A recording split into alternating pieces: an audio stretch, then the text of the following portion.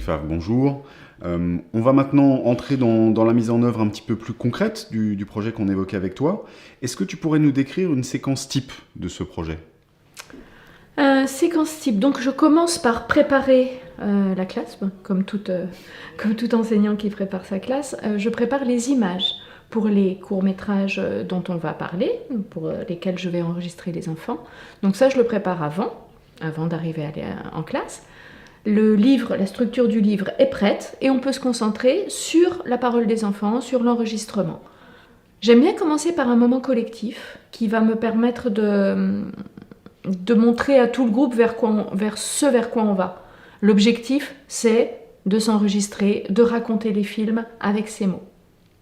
J'ai la chance d'avoir un vidéoprojecteur interactif, donc l'iPad, il est projeté en grand. Je reste pas sur cette petite surface dans le groupe. Les courts-métrages que nous avons vus au cinéma, les nouvelles aventures de Gros Pois et Petit Pois. Écoute bien et regarde bien les images. Ensuite, sur ce moment collectif, là c'est moi qui me déplace. Je vais passer de l'un à l'autre pour enregistrer chacun. Voilà, je lève la main, hop, je vais par là, il est mobile. Moi aussi, on en profite. Ensuite, on va aller en atelier, classe maternelle classique, de 6 élèves, de 8 élèves. On s'assoit, on s'installe à une table. Et là, c'est l'iPad qui va se déplacer sur la table et passer de l'un à l'autre. J'enregistre un enfant, un élève. On réécoute immédiatement. Le groupe valide. Le groupe va nous dire « on n'entend pas assez, t'as parlé trop doucement, t'as parlé trop fort, t'as pas dit ceci, t'as pas dit cela. Tu as oublié de dire que Gros Pois... » Je ne sais pas, ils font une machine à laver à un moment dans le film. Tu as oublié ceci. C'est le groupe aussi qui construit son discours. C'est le groupe qui va être... évidemment, je suis décisionnaire et j'oriente. Quand vraiment, on n'entend pas un enfant, on recommence. Ça dédramatise aussi l'erreur.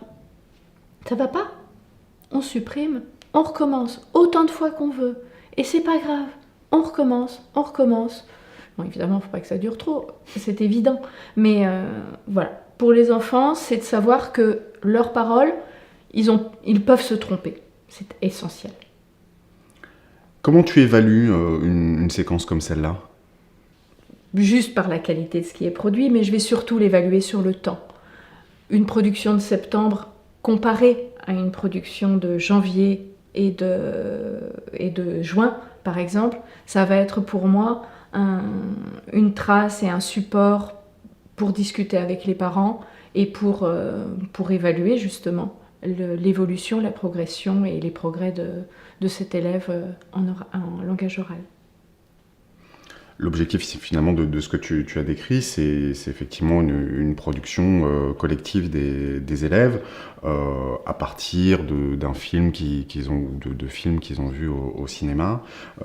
Quelle différence finalement dans une telle séquence avec un cours sans numérique, sans outil numérique ? Ça serait beaucoup plus compliqué d'enregistrer, non, d'interroger chacun et de noter, d'écrire, de prendre sous la dictée la parole de chacun. Il n'y aurait pas le non-verbal, il n'y aurait pas les accents, il n'y aurait pas la prononciation qui parfois un zézément ou des sons mal prononcés. Tout ça, ça ne passe pas à l'écrit et il serait difficile de le retranscrire à l'écrit. Et ça prend un temps fou d'écrire ce que quelqu'un est en train de vous dire.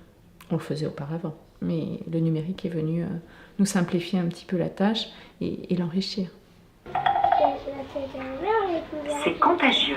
C'est contagieux.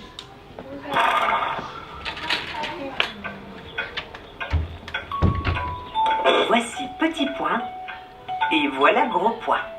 99 et 100. Attention, À quoi il joue? À cache-cache. je vais te trouver.